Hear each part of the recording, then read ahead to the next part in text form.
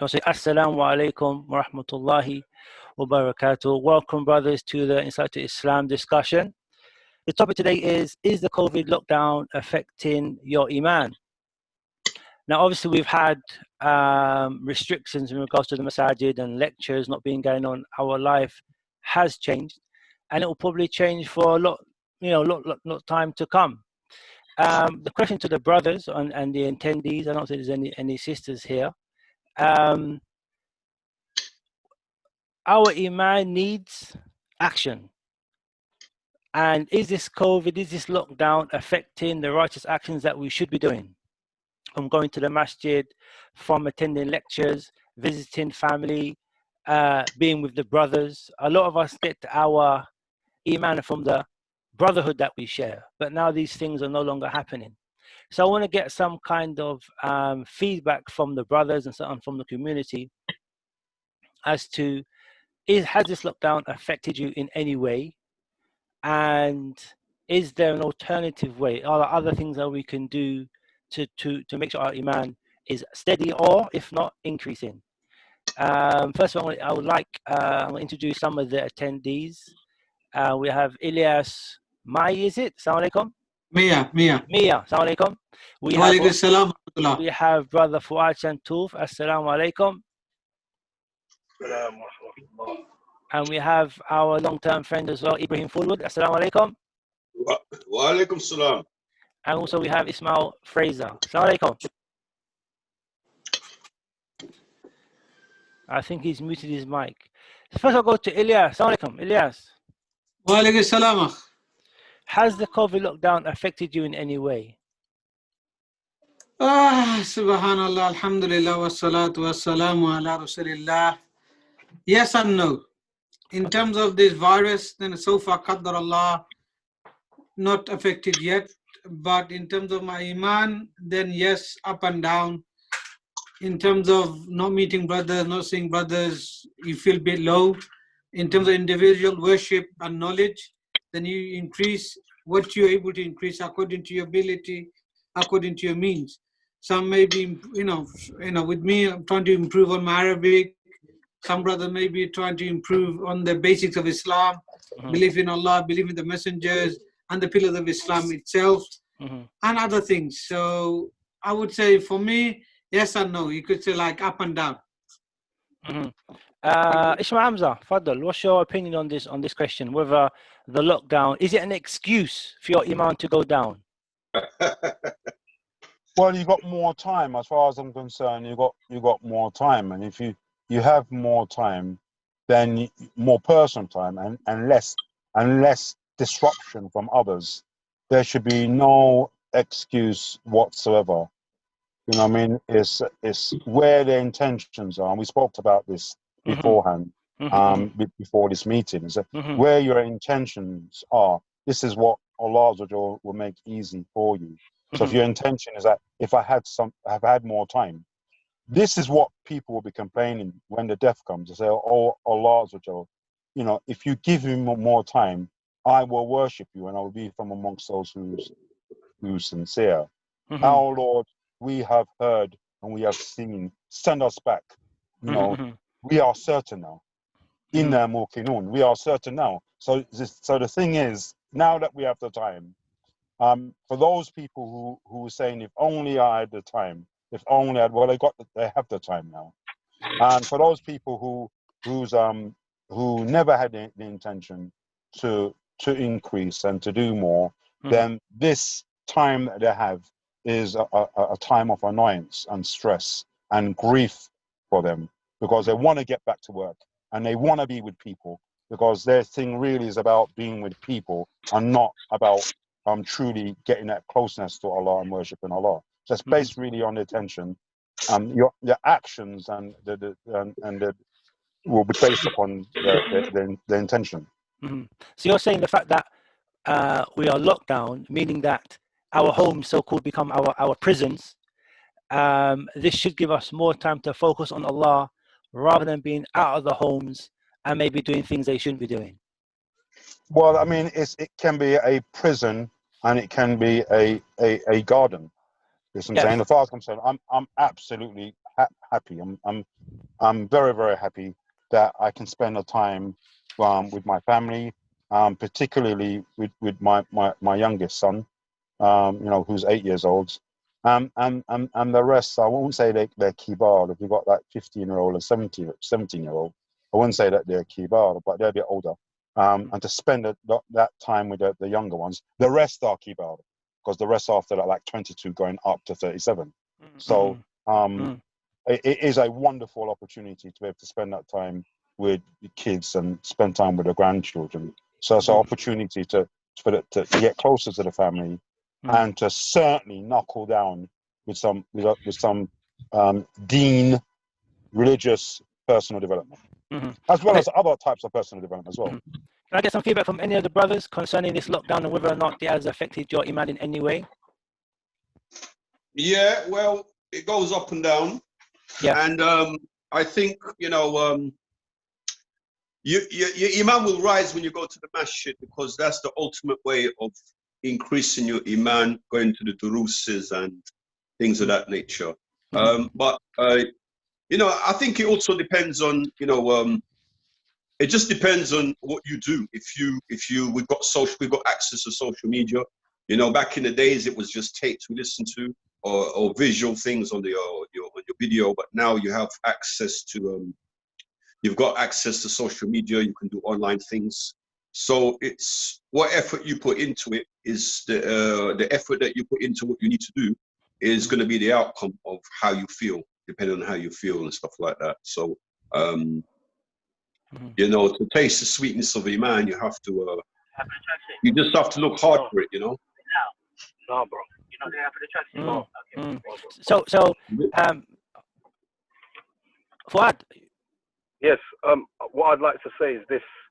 Number one is the way that I see things is there could be ways that you can benefit. Is the question to me, or is it generally to the community?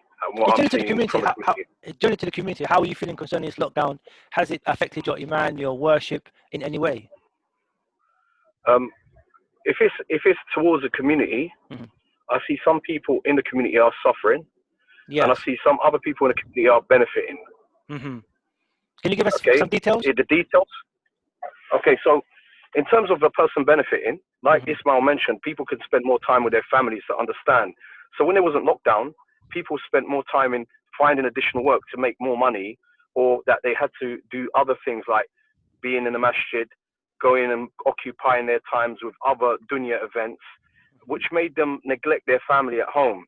Just the kind of the small things of taking your family out to the park and all of this stuff here. I find that those were things that were neglected. So when people now are at home, they're able to see how their kids are behaving. They're able to understand the wudu.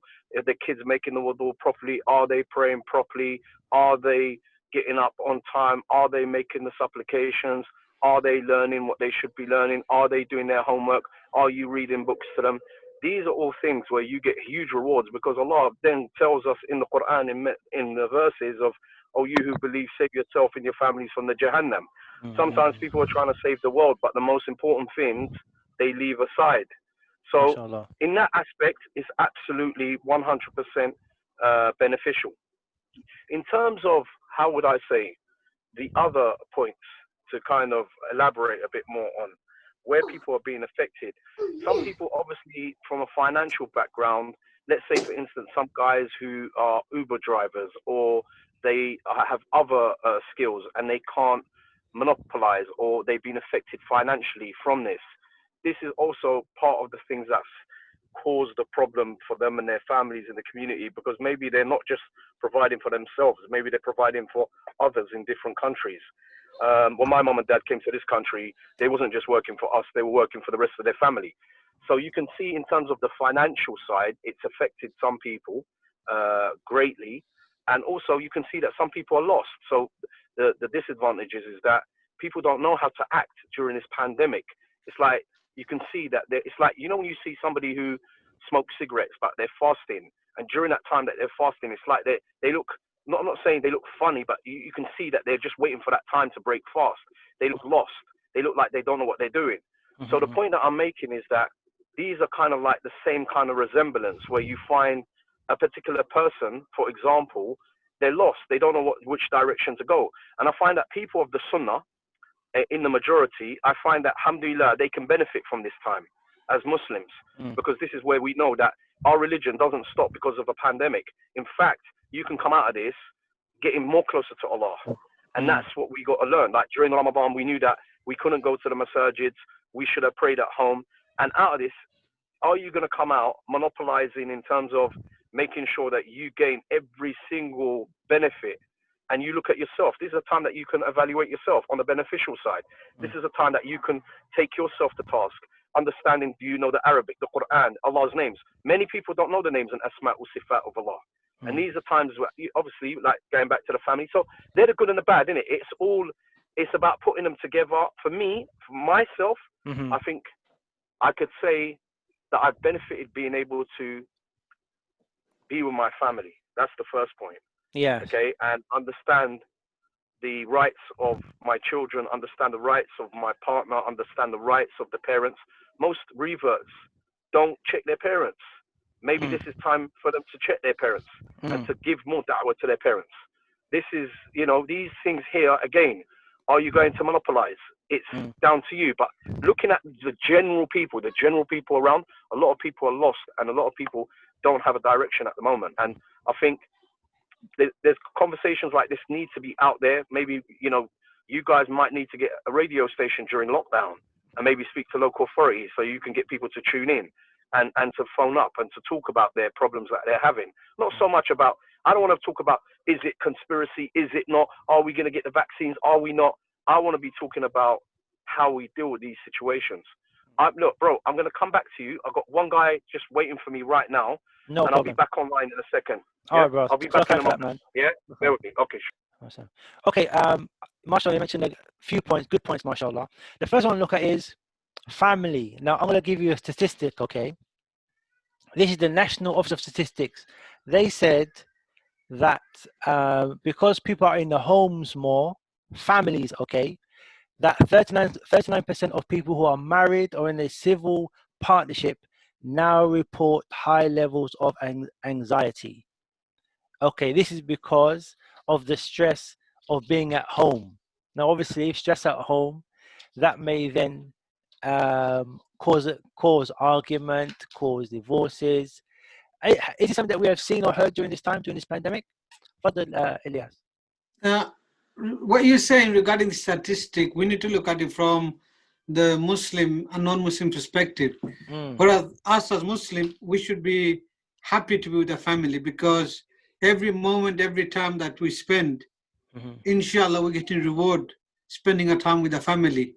Most of us, we may be working 7 hours, 8 hours, 12 hours a day, you're not seeing your family. And if you're coming home, having something to eat, having a shower, going off to bed again, waking up again. So, you know, from the non-Muslim perspective, you know, you have a society that is built to cater for the outside community, not for the inside community. Meaning is that if you have a family, the government will look after your kids.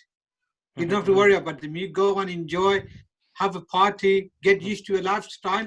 So when you come home and when the pandemic takes place, you don't know how to deal with it. So many of them suffer because they don't know how to talk to their children, how to talk to their wife, or you know what to do at home. For them, it's like, what do I do at home now? I've got to do nothing to do. Whereas Muslims, you know, if he's a true man, he comes home, or he's, you know, due to pandemic, they're at home.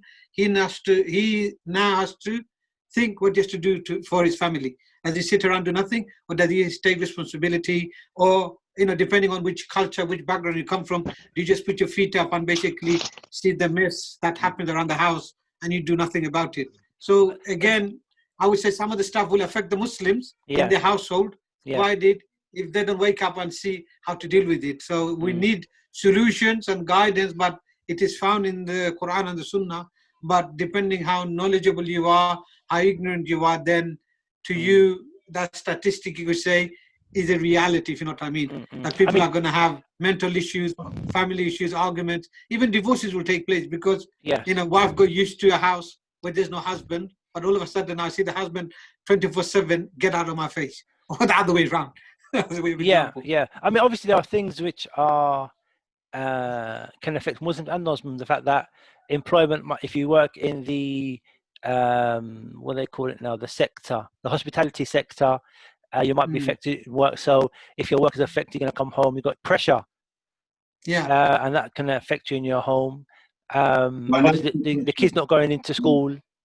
Okay, that could also affect the workings of the home. So, and the brother hasn't got the ability to go in the masjid and sit down and relax in the corner, make dua for his family, etc., etc. So it's kind of compounded the fact that he can't now go and seek refuge. But another point is that the brotherhood now, are we visiting brothers like we used to visit brothers?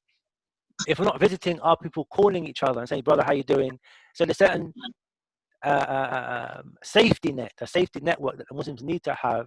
That we should be people. If we're not, we can't meet face to face. We should be at least calling, because we don't know if our house may be a garden, your brother's house may not. Are we actually calling each other like we should? But all of these things you're saying is valid, but again, we need a community set up. If this gathering that we've done, if it act as a catalyst for brothers to get involved, then inshallah it could be a means by which brothers can meet, talk, even if they have concern, they make it known, so that as a community we'll try to give solution to that problem. But again, inshallah, hope this is the beginning of a change, that we have regular things happening, so brothers can come and see and discuss, and even whatever it is, we shouldn't be of those who like the Salaf. Some of them used to say, how are you, brother? Kaifa halak? And then the brother will say, Alhamdulillah, I'm fine. In all situations, we are fine. But if you're like in need of support, you need to man up, own up, and ask. But we need community setup that will be able to help and support our brothers who may be going through teeny weeny of difficulty. So, like the issues of the 5 pillars, like the zakat system, should help and support those brothers temporarily in this pandemic situation. So again, that involves community planning and development and everything else.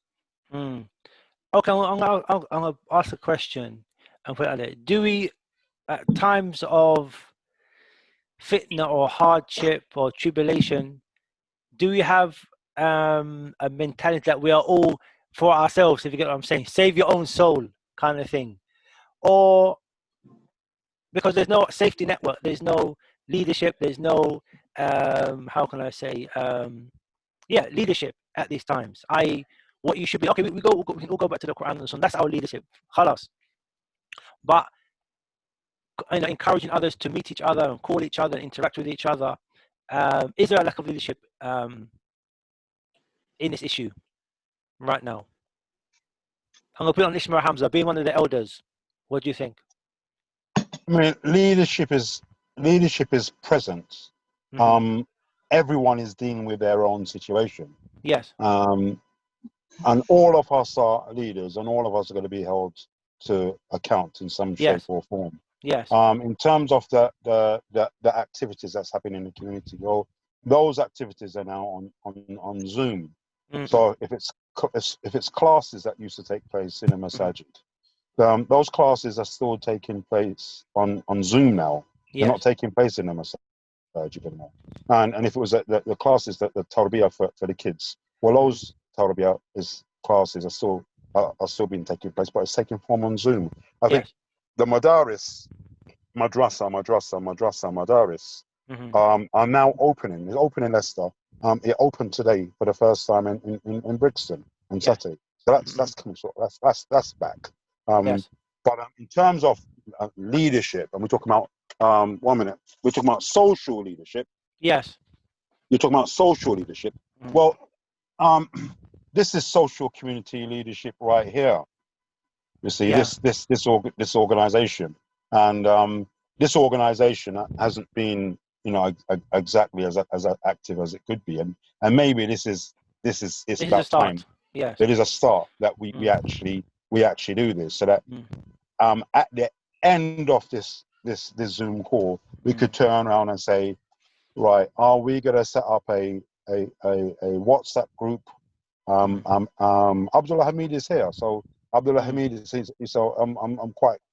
I would like to hear what Abdul Hamid has got to say on the subject because he's here, and a lot of the community members are on his WhatsApp group. So I would like to. I think we should hear from someone who's more involved. Maybe. Yeah, I'm just gonna cut in here. What just has come to my mind now is like, even though we shouldn't need to be told, we are forgetful, we are insane, we are forgetful. But that kind of directive that don't look at this lockdown, and it came up from what Fuad was saying and what Elias was saying before.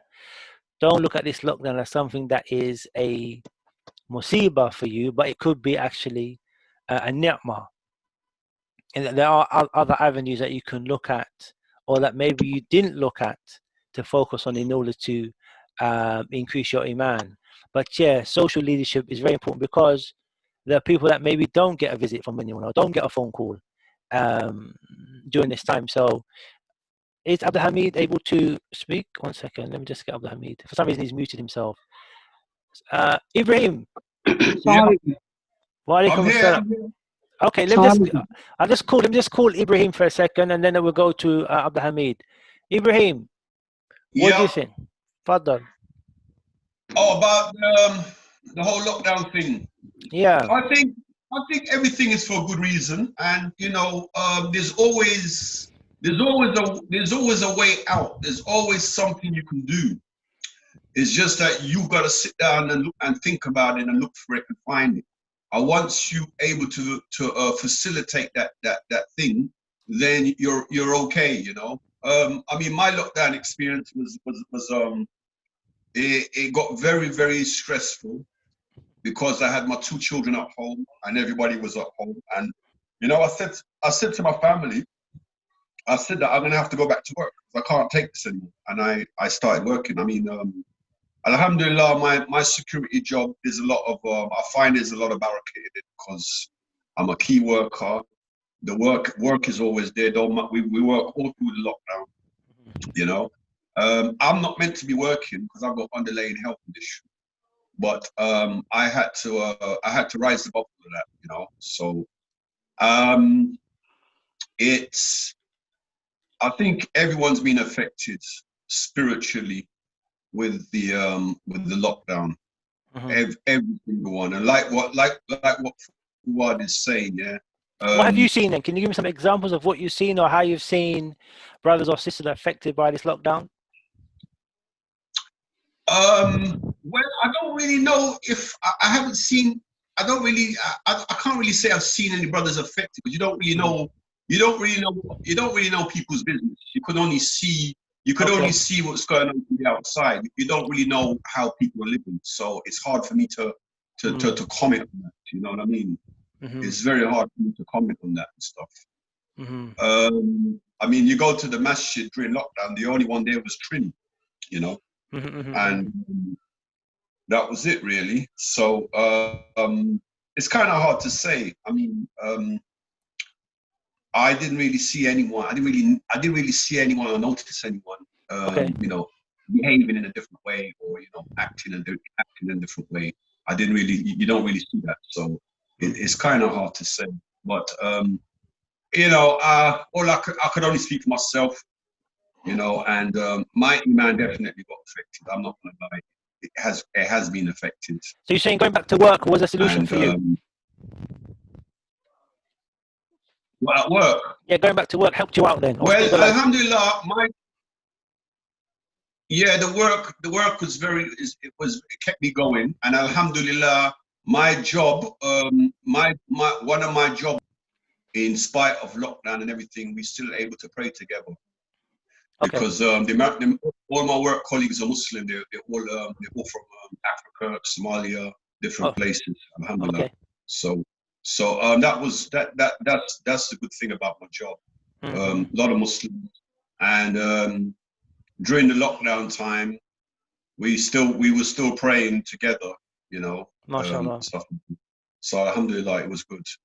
So yeah, I mean. That's what I can say. Yeah. Oh, just one more thing. it's nothing to do with the subject, but I just want to update you on Abu Mina Bilal Phillips. He's making a recovery now. Okay. Alhamdulillah. Yeah, Allah yash. Allah yash. he's making a recovery. Alhamdulillah. So Excellent. he's on the جزاكم الله خير. بارك الله فيكم. السلام عليكم عبد الحميد. السلام عليكم السلام ورحمة الله وبركاته. وعليكم السلام. كيف حالك? Okay, Walaikum you've heard salam wa rahmatullah. you've heard the conversation. We want some advice from you concerning leadership during this time, social leadership, and how we can improve our situation during this lockdown. بسم الله والصلاة والسلام على رسول الله أما بعد. MashaAllah, it's good to see brothers first. MashaAllah, discussing these kind of issues, which is I think is quite important.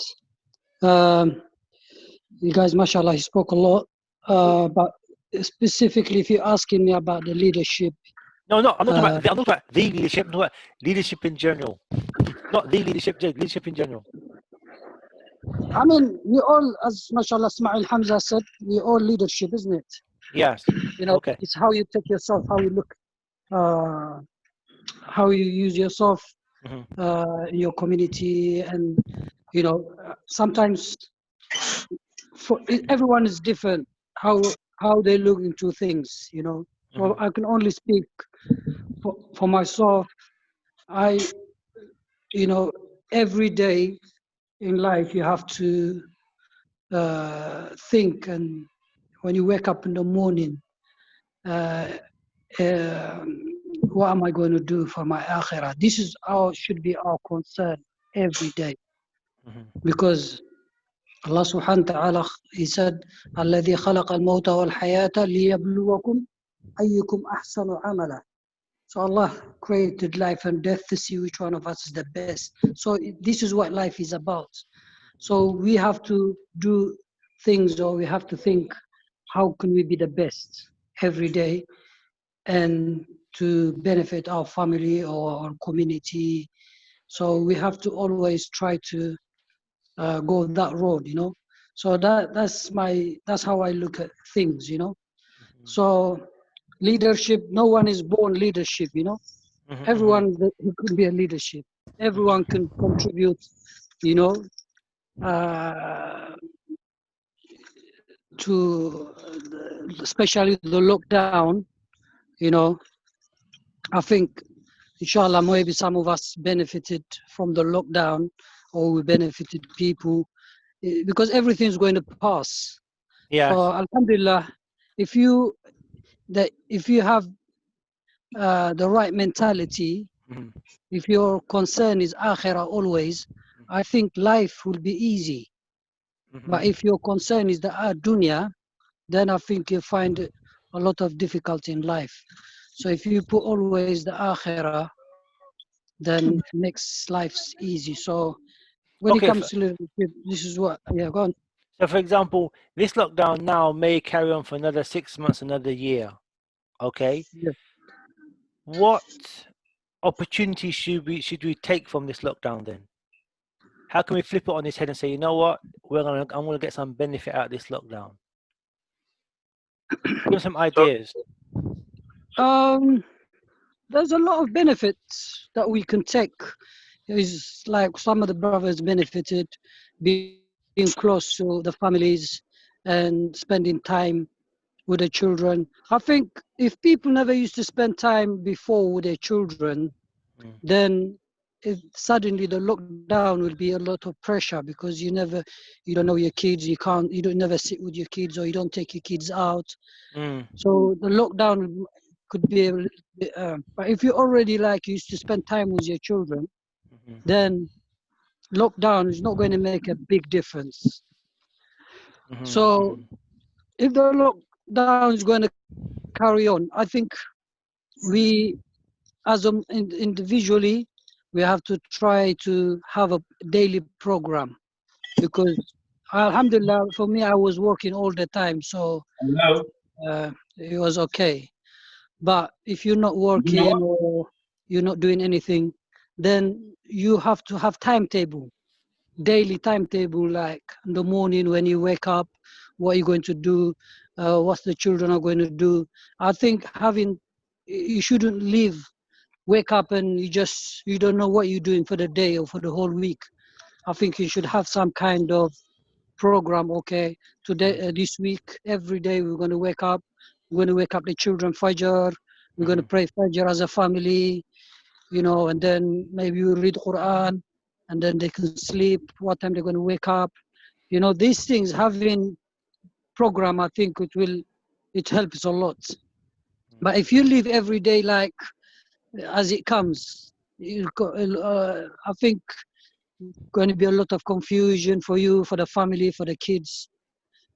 So if the lockdown carry on, alhamdulillah, I think we as a Muslims, the same thing as I said, individually have program. As a Muslims, as a community, especially the people, the leaders in the community, they should have some kind of programs that they could do for the families by Zoom, by other means that people can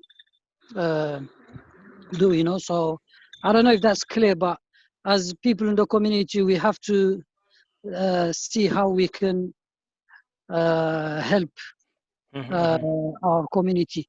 Instead of thinking only for ourselves, we think for the other people. Then if everyone has got that set of mind, I think we all can help each other, At that point, the brother who's got Galaxy Note 9 brought up, I think Fuad brought up first issue of revert Muslims.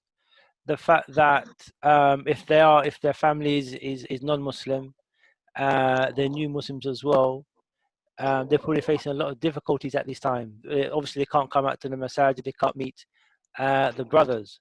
How can we approach these people? How can we make sure they're doing okay? If we can get some feedback on that.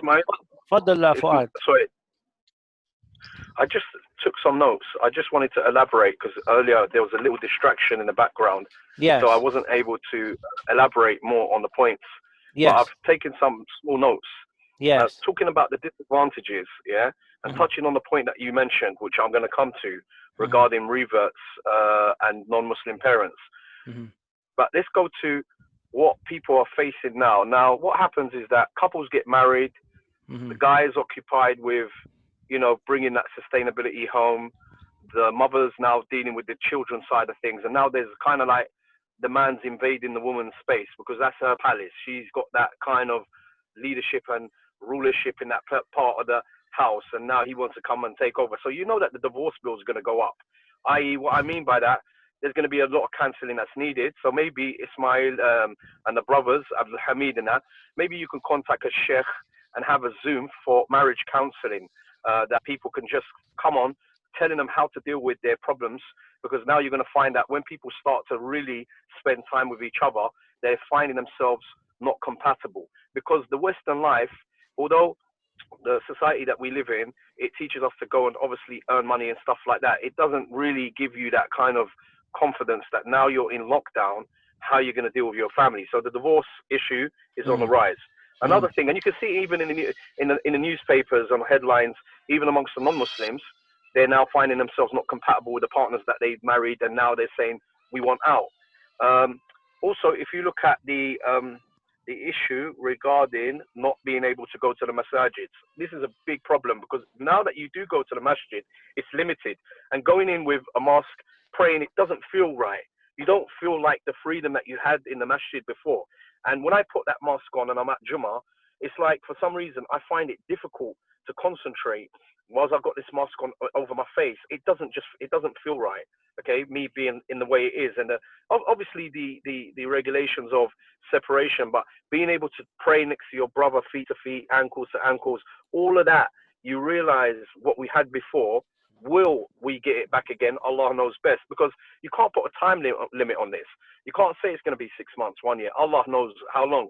But for something like this, I believe that we're going to be living with this for a very long time until we understand whether vaccination, whatever comes, that's going to. But I just think like when AIDS came and all these other diseases and illnesses came, they didn't just come and disappear. They came to stay, and we had to learn how to live around it. But that's another thing. I look at the issue regarding suicides. Now, as Muslims, we don't have that in our well. Unfortunately, there are some Muslims who are now on the brink of suicide. A lot of the non-Muslims, if you look at the statistics now about people who are self-harming themselves, that's on the rise. When you talk about stuff to do with obesity, so imagine now, a lot of brothers you ain't seen for months, when you see them, you're like, rah, how many burgers did he tuck in? You understand, yeah? So he must be making some burgers at home. So the obesity is a big thing. So people have to watch their weight because they're not exercising as much. This is another problem that we're having during the pandemic. No exercise. Obesity is one thing, no exercise is another thing. So it may be good that Ismail Hamza or some of these people could come online on a Zoom and have a time between, let's say, 10 o'clock in the morning to 11 o'clock in the morning where he does something for the ikhwa, where they be in the house, they can do certain stretching, they could do like certain physical aspects, and it will help the Muslims. It will help them to exercise or give them that encouragement. Now, another thing to mention was the money problems. A lot of people are having financial problems, and we touched on it earlier. Also, people who suffer from illnesses, we find that their illnesses are getting worse, not better. So somebody that was undergoing treatment at a hospital for cancer or for anything else, because of the limitation, they're now in the position where they are, can I say, on the rise of being more vulnerable or more at risk or not having the right medication and not being able to go to the hospital and that fear element. So we're seeing that they're getting worse. Also, Muslims in our community who suffer from mental health, that the mental health aspect with this happening now, they don't have the one-to-one to talk to people. So you might want to put something together on a Zoom where you put a program together to say, we will have a time where you could call in. If you have any issues, let's talk. Like even people will be able, a lot of people with mental health issues, there's many things that they suffer, but the core things that I've found is them not having the right meal, them not sleeping right at night or having enough sleep, and they don't have anybody to talk to. So this loneliness thing is also a part of that. So also, I just want to touch on the dementia, because, dementia is a thing that many people don't understand, or Alzheimer. So dementia is in our society, it's in our community, and people who have suffered from dementia because of lockdown, they get worse because they're not able to interact. They're not able to change the habits that they've been moving on. So a person with dementia now will subsequently result to being from, let's say, amber to red because they don't have that support during this lockdown. And then if you look at the old people also, how they're affected, that, are they getting the right meals? Are people doing shopping for them? Are they being checked? And Abdul Hamid is one of the brothers who was checking a lot of the elderly people out. And then we were finding basic stuff. They never had blankets, or they never had bed, or their hot water wasn't working. It's not that they're going to come to us. We need to go to them. So we need to find who these people are. Also, if you look at also the youth are also affected from this because they're more now on social media. And what are they doing on social media? So there's another world that they're in. And the thing is that for them now, there's obviously a big time where they're being, absorbed by the social media. And it's now what you're having is that people are having arguments on social media. And then before you know it, there's 10 stabbings, 20 stabbings. What's the reason? Nobody knows. But if they look back to social media, and a lot of these social medias, we have to take effect to looking at our children on Snapchat, all these different things, because these are very, very, very devastating in families when people are on this social media. And the last thing I want to talk about on the disadvantage side is about TV and films. Just because people are on lockdown now, you might have proper brothers who's sitting down saying to their kids, let's watch a movie. You understand, yeah? And putting on film like, yeah, it's okay. It's not okay. You understand? Because there's other stuff that we can do. I understand if there's a documentary, there's some things that you want to watch, there's some things that you need to see. I totally get that. But I just think that a lot of the youth, a lot of the parents now are just watching nonsense. James Bond and Bond series and all this stuff, and Netflix, is on the high now. They're talking millions of people that are signed up with them. And you're thinking how many Muslim families have signed up with them. But anyway, on the benefiting side, we spoke about, alhamdulillah, a lot of the pubs now are shutting down, no clubs. It's looking more of an Islamic society, alhamdulillah, and the pubs and so on, no shaking of the hands. So we've benefited in some shape or form. Yeah, I get that. You understand, yeah? No, man ain't going to chirp girl now because he don't know she got corona or he is got it. You understand, yeah? So that exposure, the attraction, it's not there no more. And then you're talking about people now can get closer to Allah, like Abdul Hamid was mentioning. And then also, the salah, making yourself, bringing yourself to account and checking your family out. And I think that's most of the stuff that I've just put down. I know I've gone on a little bit. If it's Jazakallah benefited, khairan. alhamdulillah. Yeah, I've got to come back to some of your points. The brother's got Galaxy Note 9. He spoke about revert Muslims as one of the points. Can you hear him? Would you like to contribute to the discussion? Galaxy Note 9. Maybe he doesn't want to contribute. But what I want to touch, Fadal. Now, bouncing what Brother Abdul Hamid Fuad was saying, many of these issues goes back to, well, inshallah, what we're going to talk about next week, which is to be firm upon the religion of Allah in times of corona, in times of pandemics, because as you can, what Brother Fuad was mentioning, this is the effect of pandemic that's affected Muslims who think they are so much firm upon the religion. In reality, they're very shaky and they are very wavy when it comes to the religion. And you will find that many of the brothers, is one of the narration of Abu Sufyan that comes to my mind when Caesar asked him regarding the Muslims. He said to Abu Sufyan when he was in Rome, he said, regarding the people who enter the religion of Muhammad, do they leave after they embrace Islam? And he said, no. It's the reason why I asked you that question. The one whose heart Iman has entered and has cemented properly will never be displeased with the religion of Allah. And this is what I think is that this pandemic has shown that many of us, we live a lip service to Islam, not the reality of Islam, how Islam addresses core issues, core problems, and try to be firm upon it at times of difficulty. So this is something, inshallah, inside Islam, we will try to discuss in the coming weeks and whenever, inshallah. Assalamu alaikum. Can I say something quickly? 1 second, Ismail Hamza. Sure. I like the term Islamic social leadership, which a lot of the things that Fuad mentioned can go underneath that. And I think that is something which we'll look at more deeply in the future. That there are certain directives that we have to deal with, as you said, mental health, looking at the revert issues, and other issues that, while people are putting up a lot of revert stories, I can't remember who I was listening to. I think it might have been Sheikh Tahir White concerning people coming to the religion. There's also a lot of people leaving the religion. And that obviously comes down to the fact that the Iman is getting lower and lower and lower. They're not dealing with the shubhat and the doubts that they have. So yeah, I would just want to, I'm going to underline that Islamic social leadership for a topic that we have to discuss. And those things that Fuad mentioned, I've written many of them down.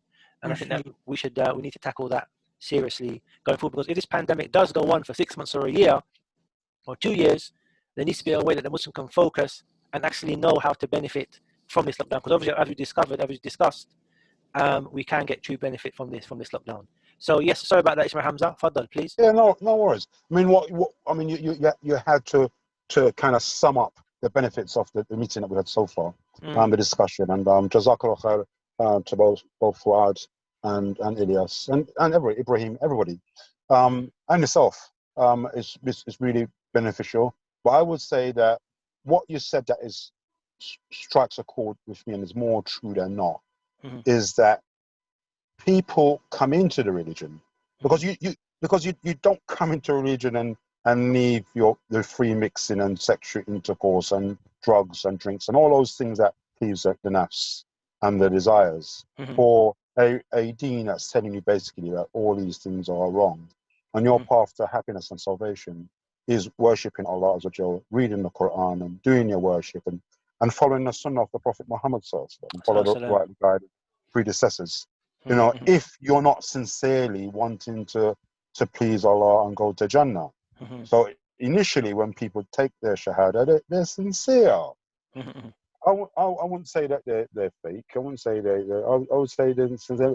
Everyone's ignorant. I don't know anyone who's took their shahada, or anyone who is a born Muslim who was somewhat ignorant and then has become enlightened and been blessed to be able to return back to their religion as insincere, unless they got some worldly benefit to be sought by becoming a Muslim, like the Monarchian in the time of the Prophet Muhammad sallallahu alaihi wasallam. It was a wealth, power, political control thing. You know, why they fought and strove against the Prophet Muhammad sallallahu alaihi wasallam. It was that control thing, and that being in the position of authority and rulership. But for the awam, for the common Muslim, he's going to leave all his pleasures and his desires to become a Muslim. He comes sincere. But the problem is, he's ignorant. The problem is, he's got shaitan or the shayateen on his case. The problem is, he's got the shayateen from amongst the kuffar, the devils from amongst the kuffar also on his case. The problem is, his desires have not been disciplined yet. They've not been reeled in and disciplined. They haven't been brought to kneel yet. You know, like you're riding a horse and it's kicking up, and you got to discipline that horse, and you've got to break him in and until he rides for you nice and smooth. They haven't disciplined their nafs yet, so their nafs is still kicking up, and they still want to go and they want to do stuff. And they got friends that are calling them to do this, to do things like this. So what we need to be doing something like what the Japanese call the Kaizen effect. And the Kaizen effect is doing something a little every day. Yeah, number one, trying to maintain or repair some damage that has taken place with you, the individual, with you, your family, with you, your business, or as well as developing something that is already there, something that is already a good habit, but now you want to develop it and you need to make it stronger. And then you need to bring in something, you need to change it up a bit. You know what I mean? You need to bring in something a bit different, have a bit of variety. So that if you were doing one thing all the time, listening to the Quran all the time, or just reading, you could not only read, you can listen to something.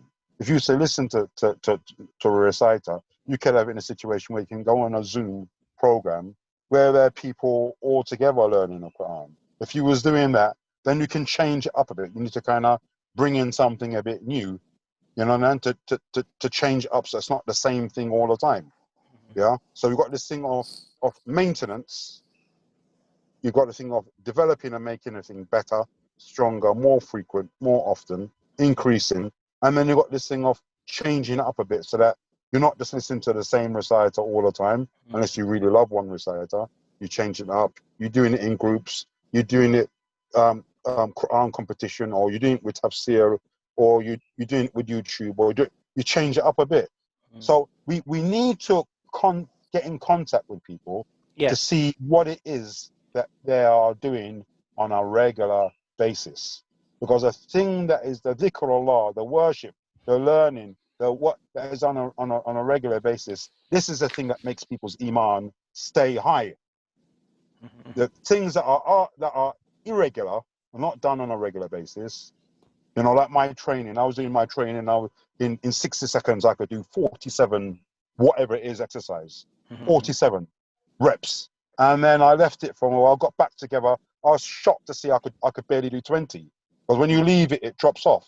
If you leave your iman, it drops off. If you reading Quran, it drops off. If you leave your dhikr, it drop off. And then meanwhile, when it drops off, you become a different person whilst it's dropping off. Then you become this insincere person that Ilyas was mentioned. It don't start off like that, but you can end up like that. So I echo what Brother Ilyas was saying. Brother Fuad is bang on the money, or is bang on the deen. Let's put it that way around. And I think what we could do is checking up on people. But I've checked on Bani Ismail. My 7 boys, well, the babies 8. My 6 boys, I've checked on all of them to find out where you at. Where you at? Let's see what's making you feel down. What's happening with your work? What's happening with your situation? You're making a 5-day list. You're doing it. I've checked up on all of them to find out what's going on. On that point, if I want to spread that point to new Muslims or revert Muslims who haven't maybe got that support structure, in regards to check that, are we calling people? Are we encouraging them to read Quran? Are we encouraging them to listen to a particular speaker who's talking on topics that will increase your Well, iman? let's adopt them. Like Ismail. this. Let Sorry. each person. Let us adopt a new Muslim. Okay. Let's adopt it like your son. Yeah. I don't Yeah, mind being sorry, responsible for two. If you know two, Abdul Hamid, if you know two brothers, Yes. yeah, say you can give me two brothers and I'll adopt them. Mashallah. I'll adopt them. Yes. Like my sons, and I'll check in on them and see what they're doing, and strike up some rapport. And then if we all do the same, Yes. if we can, one or two, and we check in, then your problem is solved. Okay. Is that on the to-do list then for everyone? That's on the to-do list. We'll call a couple of can brothers I- and check up on them. Fadl Fuad. So I was just going to say, just touching on what Ismail said, is that Yes. you see what you have nowadays when people are doing Zoom stuff, yeah? Okay, there's nothing that comes complete. It's always bits here and bits there.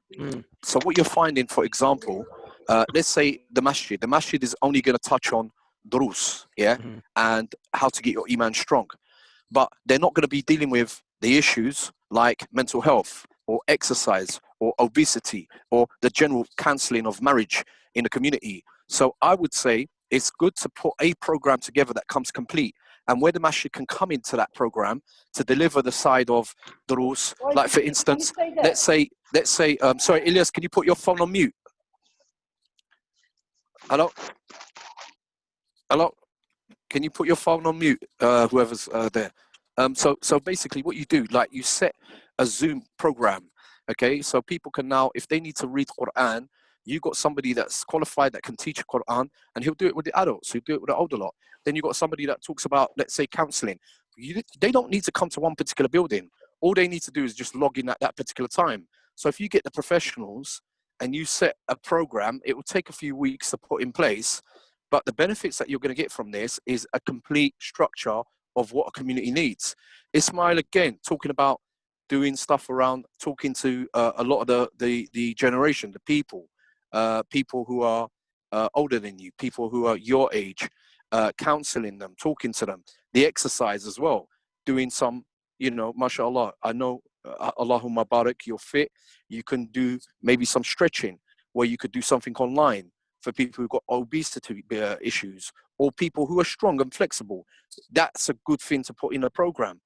I mean, look, even if we need to tie in the sisters to do things only for sisters to do, I just think that, sisters can also contribute to this, where a mature sister could come on and talk to some of the community, to talk to them of what sisters are facing in the community or what they're going through at home, from reports that she's been told. Obviously, it needs to be structured really right. That's my input in it. We should do everything and try and set it up on Zoom, because I believe this thing that's come now is going to be long term.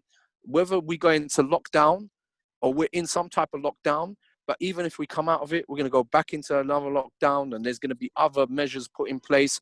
There's going to be limitations in our life for the next 3-4 years. Allah knows best. Yes, it's a cross between the two, Ismail. Abdul Hamid, Ibrahim, Ilyas.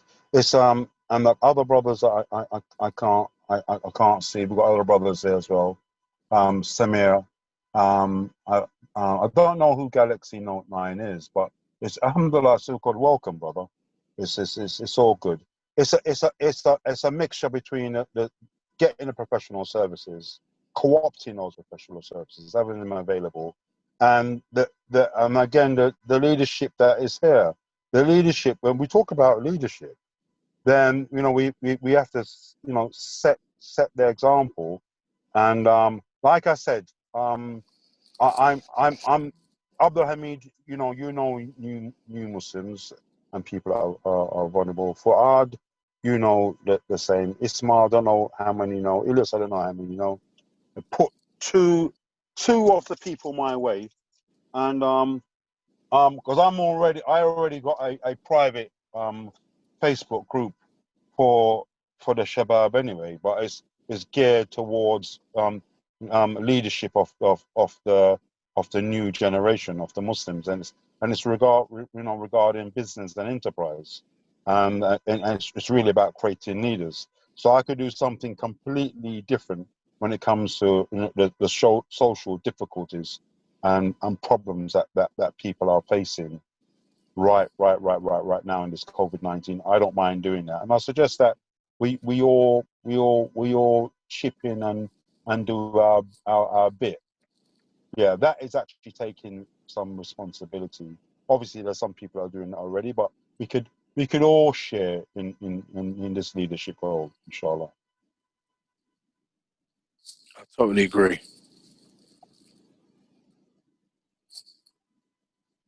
Ismail, how you there? Maybe your phone's on mute. Ismail? Okay, Ismail. I think it's just me and you left. Is anyone else left? No, we're here, bro. Okay, I thought No, it's just me and Ismail left. no. Everyone else is dropping off to sleep. Ismail, did you drop off to sleep? Assalamu Assalamu alaikum. alaikum. Can you hear me? Yeah, Assalamu what alaikum. happened, Yeah, I'm Ismail, back. man? I'm We back. having- I'm back. Look like you're having your dinner or something, bro. Assalamu No, no, alaikum. I'm back. I'm back. Assalamu alaikum. Wa alaikum salam, Tala. Okay, we need to kind of summarize and come to the end. We have Sheikh Abdul Wahid Stevenson with us. Assalamu alaikum. Unmute the team. Salam rahmatullah. Yeah, Yes, sir. apologies, man, joined late. Wa I alaikum wasn't salam. available, so Alaikum salam. No, but Alhamdulillah. I'm just we're gonna summarize what's basically happened. We had a discussion, a very fruitful discussion about the lockdown and how if we as Muslims really focus, this lockdown can be of some benefit to us. The fact that if we focus our time on getting, the fact that we're not allowed out so much means that while we're being in, we can focus on our families, we can focus on our dhikr, we can focus on our Quran, we can focus on our studies, rather being distracted by what's happening on the outside. Another point was there are still vulnerable people in the community. We have the revert Muslims, we have the elderly, we have people who've got mental illnesses, people who are maybe they can't go out, they're not doing physical education. There are a load of people who still need interaction, and we came up with an excellent title, which is Islamic Social Leadership, i.e. things that maybe the masjid cannot deal with. Brothers from the community have to start getting the ball rolling and dealing with these issues on a community level.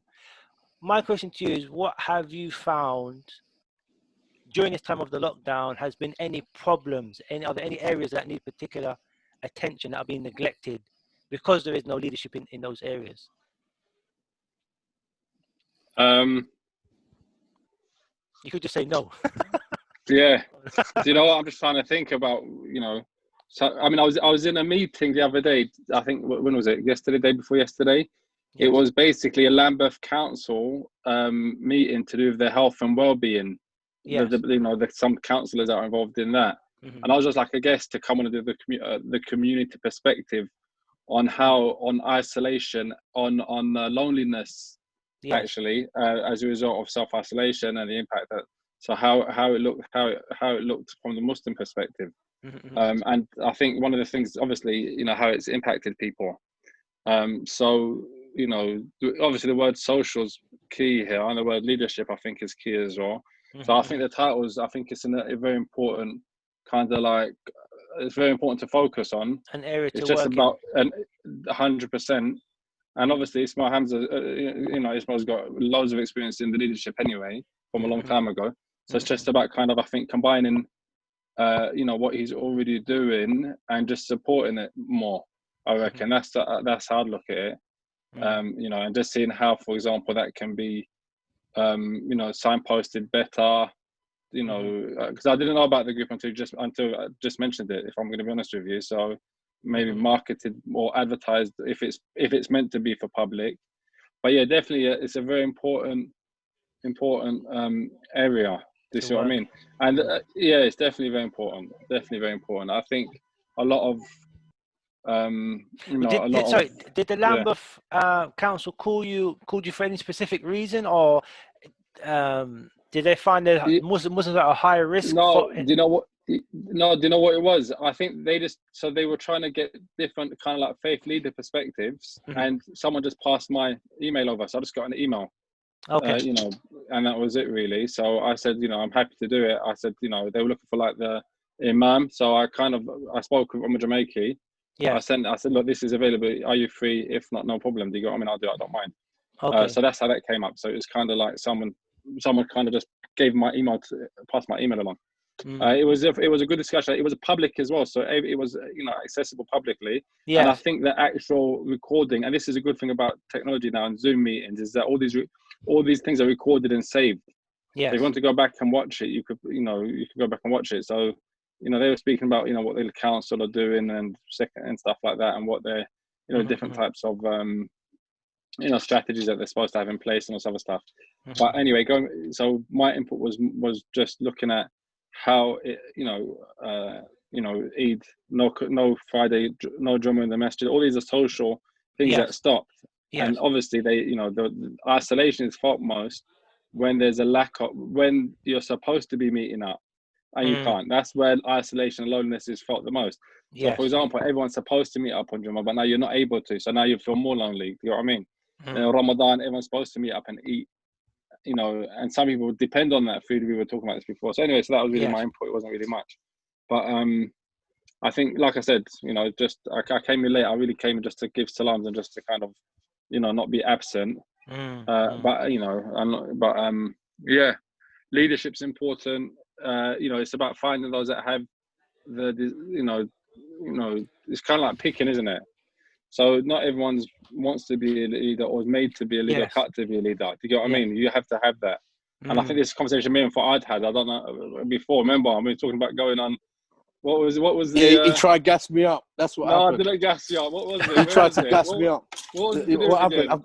He was supposed to come and give a talk at a funeral, and he goes, "Come on, Fuad, you can do this. I know you can do it." He gassed me up. So going back, you know, bro, he gassed me up. He was going, "No, bro, you can do this. I know you can." Yeah, and he was like, "You know them inspiring talks before the battle to win."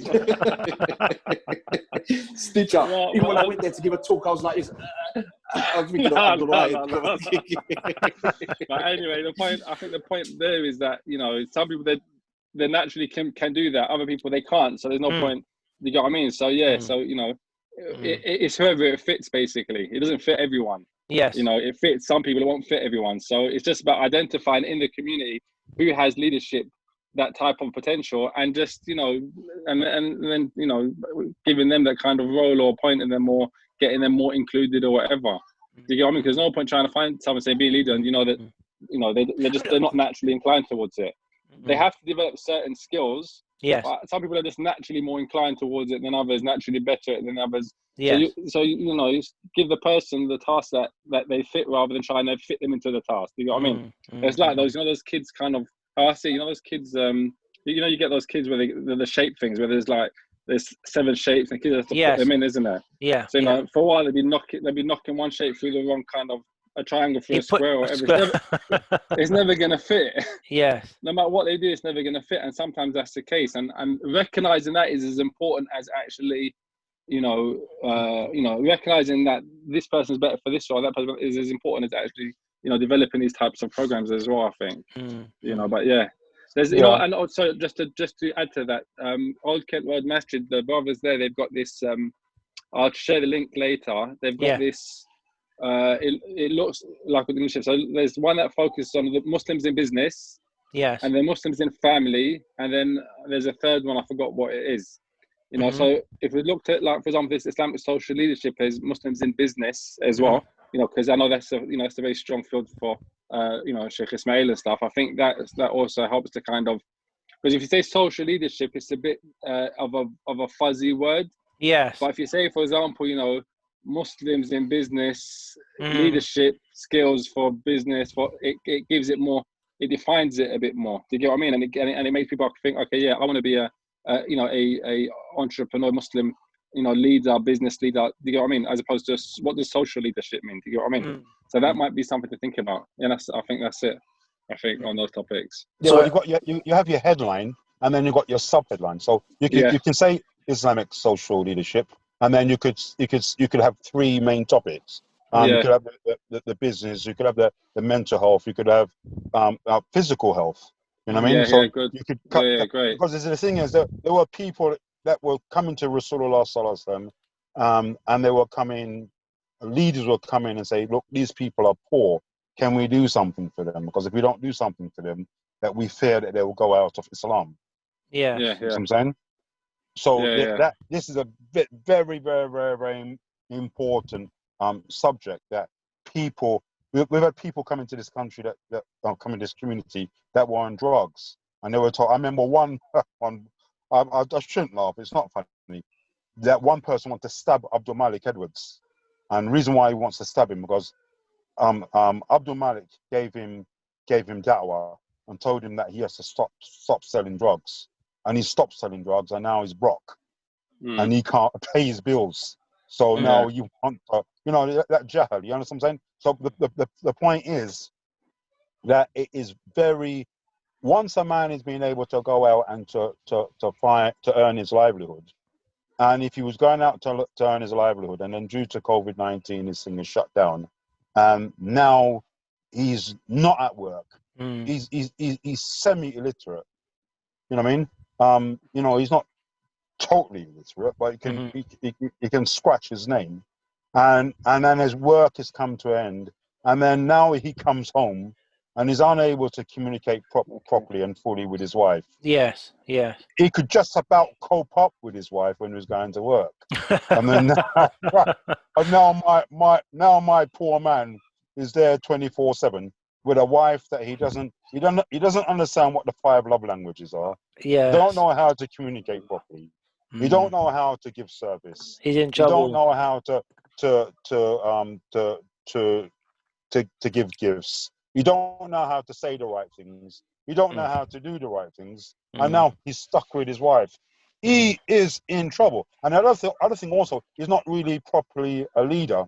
Most people think that leadership is like that, but leadership is upside down like that. It's that you it's servant leadership. You the servant. You're the leader. You serve the public, and a lot of people think that you at the top, you're at the top, and everybody kind of looks up to you. No, it's the other way around, and it's like that in your home as well. So a lot of people, they don't know this stuff. They're not working. They got a problem. If they got a problem at home, they don't know how to go out and to keep themselves fit. The middle class, the upper middle class. You go down to Wandsworth, you go down to Richmond, you go down to Chelsea, you go down to Fulham, and you see them out in the morning time, jogging, running with their dog, out with their kids, exercising, and doing things to keep themselves healthy. So like Fuad was saying, but it needs to, we need another meeting like this soon. If it's not for the whole community, then it needs to be for the leadership, other than statute organizations like the masjid and like the this and that. This is the leadership right here, and we need to meet again soon to develop and implement these various same things that the brother Fuad and our Imam Abdul Wahid and brother Elias, and and we need to be able to implement this stuff.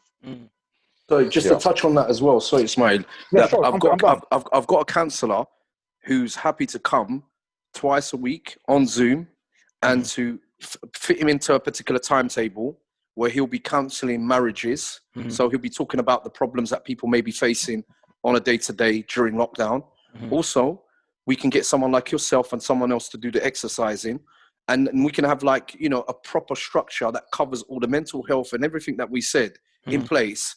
But it's like you said, getting it all kind of like in a particular system, a particular timetable, that even if somebody can't join or come on to Thursday, there's another session that will be on Friday, and so likewise. And in that, it's like a full structure for the people. Even if we need to stick in a tuition for the kids to have their own private tuition, I don't know. I mean, I'll leave it to you guys, but I'm there to assist you guys any way you want me to. Yeah, well, having a post on the topics, having a post, and then having a person that's going to deal with it. It's the organizational structure. So when it comes to mental health, you've got mental health as a topic, right? You've got one person to deal with that. When it comes to dean questions, right, you've got one person. When it comes to mental issues, you've got that. When it comes to new shahadas and issues that you got there. So if you've got the infrastructure there, the organizational structure at least, then we can start. We can find a person, and then we can set the time and for the activity. And there you are, done. That's your outline sorted. Excellent. I think I've seen the light, so to speak. I had that light bulb moment.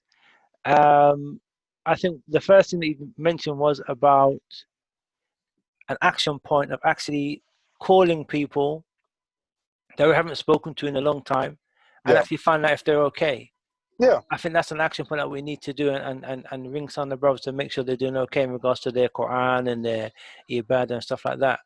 But yeah, well, find out if they're okay first, and then they will tell you what state they're in, innit? Afterwards, you know, you need to social, because otherwise they might just think that you're, I won't say witch hunting, but I think that you're just being, you know, dean policeman, and you're just there to judge, man. We're not ringing to judge, man. Ringing to, brother, how you doing? You know, how's things, man? Are you keeping up with your salah? How's things in your lockdown? How are you finding now not going to the masjid? How are you finding you working? What are you doing? You know, and just kind of make it social. Social, you know, sharing that time and caring, and see what people say. And what people say, you know, you make a little note of it, and after a while you'll find out what the trend is, isn't it? You find out what the trends are. You write those trends down, and then you can come to some form of conclusion as to what action needs to be prioritized first. Excellent. I think we have gone on for nearly an hour and 20 minutes. I think it's time to summarize and round up. But Masha, is a very beneficial discussion. I think we hit on some very beneficial things that we can all do during this lockdown to get more reward and to increase our iman. And I think we've actually started something really good. Yeah, Jazakallah khair, very good. Yeah, I think it went well. So the next action point is to organize the next Zoom meeting with the next topic. Give me a few days to think it over and discuss. Either it's going to be the Wednesday or it's going to be the Saturday. I'm playing with those two dates, next Wednesday and or Saturday. Okay. Does anyone have anything to say? Our next subject, we need to implement this stuff here. Yeah. You don't need any more subjects. We've got How many subjects do you want? It's going to be 7 days a week, brother. 7 days a week. We've got counseling, we've got keep fit, we've got mental health, we've got sisters issues, we've got brothers issues. So 7 days, bruv. If 2 days are gone, we've got another 5 days to fill up, bruv. So just get ready, innit? Yeah. I think I'm just going to listen to what Ismail's saying. You know, regular discussions is part of, you know, not having social isolation, i.e. is part of maintaining our community. Yes. So just a discussion, a new topic, a new discussion. Yeah, obviously, you know, everyone gets to find out what people are doing, so we can signpost. So now I know, for example, you know, that, you know, Sheikh Ismail's got his thing on, you know, social lead or on, what is it you were saying you were doing, like taking some of the youth from entrepreneurs? Yeah, I'm doing it's a personal business development. Yeah, so now I know that. Okay, so I didn't know that until we had this conversation. Do you get what I mean? Yeah. So I think what Ismail's saying, and I agree with him, is that just meeting up weekly, it in and of itself is an action. Do you get what I mean? And to discuss different things, because that way we're able to kind of learn. Okay, well, new people are going to start joining us. Okay, they're doing that. Okay, we can signpost to that now. Do you get what I mean? So so without looking at how we're going to implement what we discussed, just having the conversation and different topics, then keep. I think that's really important. I think, you know, and things build from that. So yeah, Ismail, let us know the topic, let us know the day, inshallah, and you know, and I think our job is to network it with people, with other people that maybe send a personal invite to somebody, you know, that topic's relevant to. So how I ended up getting invited to this Lambeth thing was just because people, they wanted the community perspective. That was it, nothing more. So maybe you know, the next topic that Ismail, you know, brings up is like, oh, hold on, I know someone that can really, you know, that can contribute on that, or that does that at the moment. Let him come on and tell us what he does. So send a personal invite, maybe, rather than a general WhatsApp message, and let's keep these meetings regular. Let's get that going. Okay. I think is the keep it going. So that's on you. That's on you, Ismail. To, you know, like you said, come with a topic. I've had a light bulb moment. Do the poster, and then invite us all again. Okay, cool. Good. Any other? That's an achievement. Yeah. Yes. Any more contributions, brothers? Yeah, I've got that guy, you know, who could do counseling. Maybe we can put him on for 20 minutes and then put something out on YouTube to the community and see how many hits and what comments come back on it. So he can do Okay. something brief and just tell us, you know, what's happening in communities. He's and a, he's a how people- marriage counselor, specific to He's a marriage. marriage counseling. Yeah, Muslim? Is he Muslim? he's Muslim. Yeah. Okay, cool. That's gonna go on the schedule. You'll find. I'm on a group at the moment, and there's so many professionals on it at the moment. Yes. And they're offering particular services to the non-Muslims. Uh-huh. So we can get these on our platform. Like I said, if we set like a rota during the whole week and we stick them in a slot twice a week, you know, Allahumma barik, even if you set up a Zoom and now people can come on and listen. Maybe a man wants to sit down because he's having a problem with his wife and listen to the counseling himself. He can benefit from it, you know. And mashallah, what's good about us having these professionals is that they're always going to link that advice to the deen. They always use that as the platform for the advice. So, you know, we can try that out and pilot scheme it, see how it goes. Yeah. Definitely stuff to do with mental health. I don't think a lot of people are doing this in lockdown, especially non-Muslims. The suicide rates are really high out there. And I believe that if we can start doing stuff where anybody that's got mental health, to make the community more aware that if you need to call them, you know, make sure that they've got enough to eat during the week, they're getting the right rest, their clothing as well, because people with mental health, sometimes they lack in terms of, I wouldn't say all of them lack, but some of them lack in hygiene. So they may need their sheets cleaned, they may need their clothes cleaned, maybe ironed. If there's some services where they can leave their clothes outside the door, we'll pick it up, get it washed, get it ironed, put it back to them. These small things make a big impact in their lives. So these small little minor things, and people who might be facing obesity, what we can get is there's another few brothers who are really good, and they can create a menu for the week for them to try to stick to it so that they're eating the right food and they're balancing out all the carbs and everything during the week, and they become more aware of, you know, what they're putting into their system. I think this is good. We've got enough people in the community like this, and we'll put something out. You know, if you're a specialist in this field, please contact the Smile How on this number, and then you can start dealing with these people and put this program together. طيب ممتاز جيد. Anyone else wants to add before we close up? جيد. Okay, brothers, it was a very beneficial time, mashallah. Jazakallah khairan for attending. Inshallah, we'll see you next week. Assalamu alaikum wa rahmatullah. وعليكم السلام ورحمة الله وبركاته. وعليكم السلام ورحمة الله. وعليكم السلام.